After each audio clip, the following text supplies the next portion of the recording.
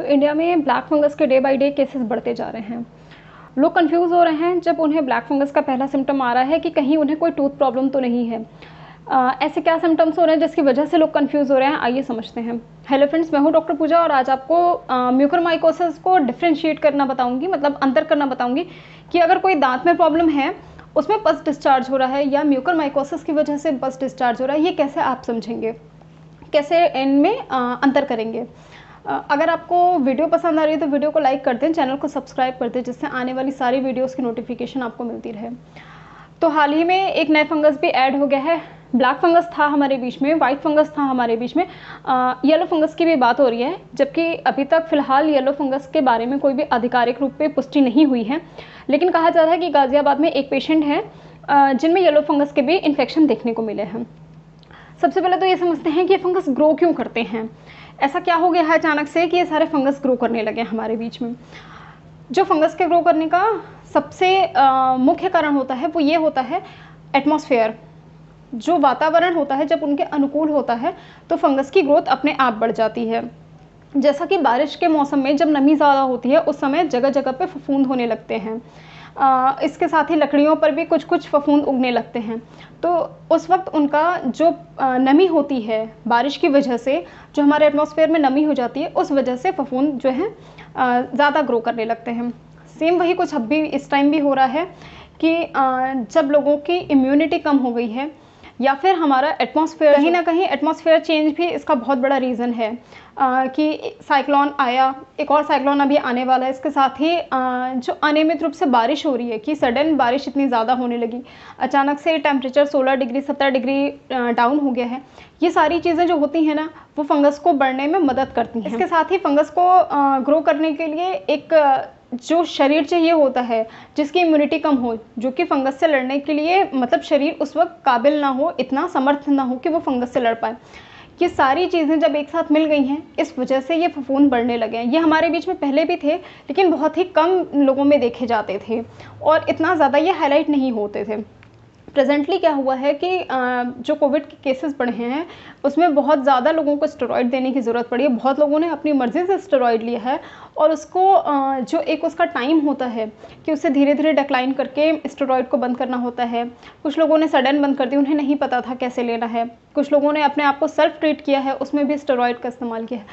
जो भी है, इलाज में जिस भी वजह से गलती हुई है या कुछ मरीज़ों की जान बचाने के लिए स्टेरॉइड का बहुत ज़्यादा इस्तेमाल करना पड़ा है, इन सारी चीज़ों की वजह से जो है ये फंगस शरीर को एक अनुकूल वातावरण की तरह इस्तेमाल कर रहे हैं उनके ग्रो करने के लिए। आगे आपको वीडियो में मैं ये भी बताती हूँ कि अगर इन फंगस से बचना है तो हमें क्या करना चाहिए, बचाव क्या है इसके। पहले समझते हैं कि क्या क्या लक्षण आने वाले हैं, कि अगर आपको कोई प्रॉब्लम होती है इस फंगस से रिलेटेड तो क्या क्या लक्षण आने वाले हैं। म्यूकरमाइकोसिस के बारे में मैंने एक डिटेल वीडियो बनाई जिसमें कि ये वायरस क्यों ग्रो करता है, क्या रीज़न है और कैसे हमारे शरीर को ख़राब करता है। ये सारी चीज़ों की डिटेल वीडियो मैंने बनाई है, लिंक डिस्क्रिप्शन में होगा, आप वो वीडियो चाहें तो देख सकते हैं। जिस वजह से लोग इसे एक दांतों की प्रॉब्लम समझ के इग्नोर कर रहे हैं शुरू में, वो वजह क्या है वो समझते हैं। इस फंगस का हमारी बॉडी में जाने का जो रास्ता है वो नाक है, तो नाक की वजह से ये जाता है और उसके बाद जो नाक के पास में जो साइनस होता है उस साइनस को इन्फेक्ट करता है, वहाँ पर अपना ग्रोथ करता है, नंबर बढ़ाता है। वो साइनस के ऊपर आँख होती है और साइनस के नीचे हमारा मुँह होता है। जो हमारा ऊपर का जबड़ा होता है वो वाला पार्ट होता है। तो एक साथ में ये फंगस ऊपर को भी ग्रो करता है और नीचे को भी ग्रो करता है। जब ऊपर ग्रो करता है तो हमारी आंख को डैमेज करता है, आंख से हमारे दिमाग में जाता है और उसे डैमेज करता है। जब ये नीचे को ग्रो करता है तो ये हमारे मुंह में आता है, जिससे हमारे मुंह के तालू को और मुंह की जो हड्डियाँ होती हैं उनको ये इन्फेक्ट करता है। तो जब ये फंगस हमारे अगर मुंह की तरफ को ग्रो कर रहा है, उस टाइम पे क्या होगा कि जिस भी पार्ट में ये ग्रो कर रहा है वहाँ के दांत ढीले होने लगते हैं, कमज़ोर होने लगते हैं, क्योंकि उसने आसपास की सारी जो भी ब्लड वेसल्स होती हैं उन्हें वो सड़ा चुका होता है। मैंने पहले भी उस वीडियो में आपको बताया है कि ब्लड की क्लॉटिंग हो जाती है। सड़ाने की वजह से क्या होता है कि आसपास के जो मसूड़े होते हैं वो ढीले हो जाते हैं। मसूड़ों के ढीले होने से दांत भी ढीले होने लगते हैं और उनके जो दांतों के बीच से जगह बनती है उनमें से पस आना शुरू हो जाता है। या फिर हो सकता है कि बिना दांत ढीले हुए भी आपके पस आना शुरू हो जाए, कहीं से कोई हल्का सा छेद, छोटा सा दाने जैसा रहे और उसके बाद से उसमें से पस आने लगे। लोगों को लगता है कि हमें दांत में प्रॉब्लम हो रही है, दांत के पास में दर्द हो रहा है, तो शायद हमारा दांत खराब हो रहा है। और लोग इसे इस समय इसलिए इग्नोर कर रहे हैं कि अभी पहले कोविड बहुत ज़्यादा है तो डेंटिस्ट के पास जाना इतना ज़रूरी नहीं है। इसलिए अगर आपको थोड़ी सी भी दांत में, मुंह में किसी भी तरह की दिक्कत महसूस होती है या किसी भी तरह की स्मेल आना शुरू होती है, जो स्टार्टिंग में है मुंह में से बदबू आनी शुरू होती है, उसके बाद में पस का टेस्ट आता है, खट्टा खट्टा सा बहुत गंदा सा टेस्ट आएगा, उसके साथ ही दांत, जब आप खाना खाते हैं आपको उस समय फील होगा कि दांत बहुत ढीले हो रहे हैं, उसके साथ ही नेज़ल कंजेशन होगा, क्योंकि ये साइनस पूरा एरिया जो होता है वो इन्फेक्ट हो चुका रहता है, इसलिए हमेशा नाक भारी भारी लगेगी, सर्दी जैसा फील होगा, कंजेशन सा रहेगा, उसके साथ हेडेक होगा, आँखों से धुंधला दिखेगा, या बहुत ज़्यादा आंखों से पानी आएगा। इसके साथ ही जो नाक से पानी आएगा वो काले रंग का होगा, मतलब काले कलर का पानी आएगा। हो सकता है जो मुंह से भी पस निकले वो भी काले रंग का हो। ज़्यादा इन्फेक्शन के बाद ये सारी चीज़ें देखने को मिल सकती हैं। इसके साथ ही फेशियल पेन हो सकता है, मतलब चेहरे में जिस भी एरिया में ग्रो कर रहा है उस तरफ ज़्यादा पेन हो सकता है। एक बहुत कॉमन सी चीज़ है इसके साथ कि बहुत कम लोगों में ये दोनों साइड देखने मिलता है। ज़्यादातर लोगों में ये एक ही तरफ, या दाएं या फिर बाएं, किसी एक तरफ ज़्यादा ग्रो करता है, मतलब एक ही तरफ इसका इन्फेक्शन होता है। तो आप कैसे डिसाइड करेंगे कि आपका ये म्यूकरमाइकोसिस का इन्फेक्शन है या फिर कोई और इन्फेक्शन है? सबसे पहले तो आप किसी स्टेरॉयड थेरेपी पे होने चाहिए, मतलब मरीज़ का पहले से किसी चीज़ का कोई स्टेरॉयड थेरेपी चल रहा हो, पहले से पेशेंट डायबिटिक हो, या हाल में कोविड की वजह से उनकी स्टेरॉयड चली हो, या हॉस्पिटल में एडमिट हुए हों, ऑक्सीजन लगा हो, क्योंकि जो ऑक्सीजन के जो कंटेनर आ रहे हैं वो भी प्रॉपर डिसइंफेक्ट नहीं होने की वजह से भी इन वायरस के ग्रो होने के चांसेस हैं। और इन सब के साथ अगर आपको कोविड नहीं हुआ है फिर भी अगर ये सिम्टम्स कुछ भी देखने मिल रहे हैं तो उन पेशेंट्स में ये देखने मिल सकते हैं, मतलब नॉर्मली जिनका इम्यूनो सप्रेशन दवा चल रहा हो, मतलब कि जो उनकी रोग प्रतिरोधक क्षमता वो बहुत ही ज़्यादा कम हो पहले से। उनमें कैंसर पेशेंट हो सकते हैं, हार्ट के पेशेंट हो सकते हैं। जो इस तरह के पेशेंट्स होते हैं ना, जिनकी पहले से थेरेपी वगैरह की वजह से इम्यून पावर बहुत कम हो जाती है, या जो पेशेंट कीमोथेरेपी पे होते हैं उनकी इम्यूनिटी ऑलरेडी बहुत वीक हो चुकी रहती है।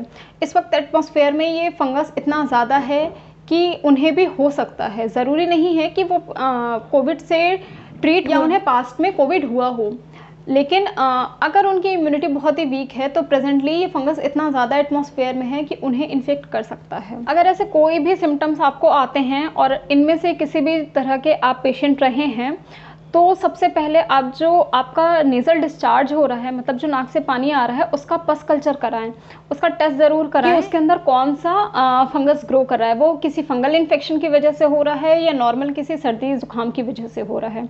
इसके साथ ही अगर कोई लीजन बन गया है, मतलब कोई घाव बन गया है नाक में, आँख में या मुँह में, कहीं भी कोई घाव बन गया है, तो उस घाव का सैंपल ज़रूर दें, मतलब उस घाव की बायोप्सी ज़रूर कराएं।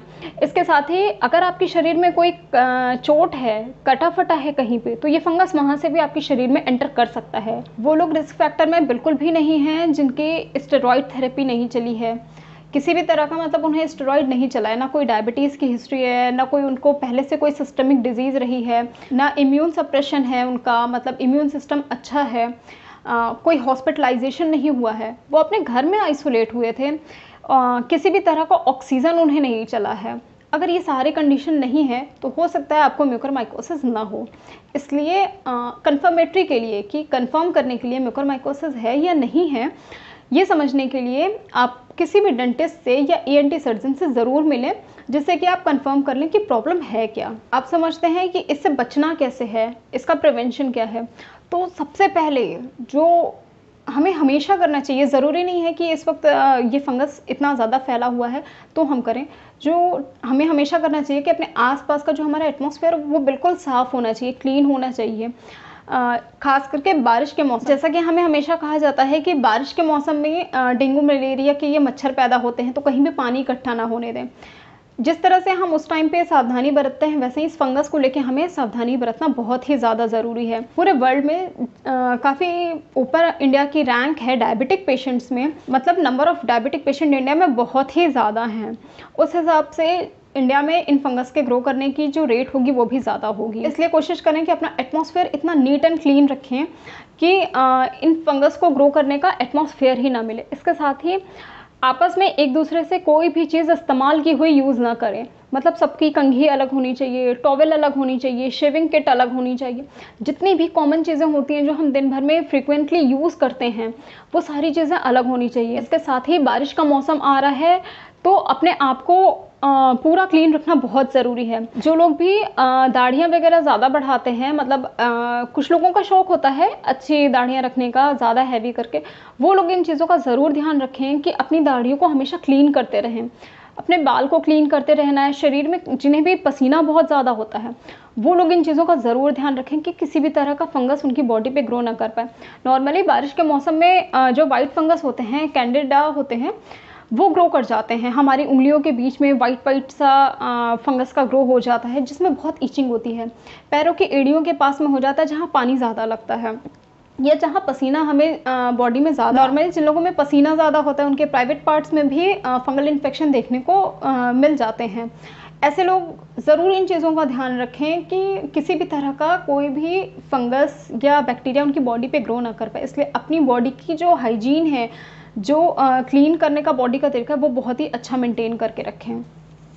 इसके साथ ही हमें अपना आसपास का एटमॉस्फेयर बिल्कुल क्लीन, जो लकड़ियाँ वगैरह होती हैं या सड़े गले चीज़ होती हैं, उन चीज़ों को अपने आप से दूर रखना है, अपनी पहुँच से। इसके साथ ही जिन लोगों को डायबिटीज़ है या जिनके कोई भी ओपन वुंड है, कोई भी खुली चोटें हैं, वो लोग किसी भी मिट्टी वाली जगह पे, जहाँ पे काई कीचड़ ये सब हो, गार्डन वगैरह एरिया में कम से कम जाना चाहिए। जाएँ तो अपनी बॉडी उतनी कवर करके जाएँ।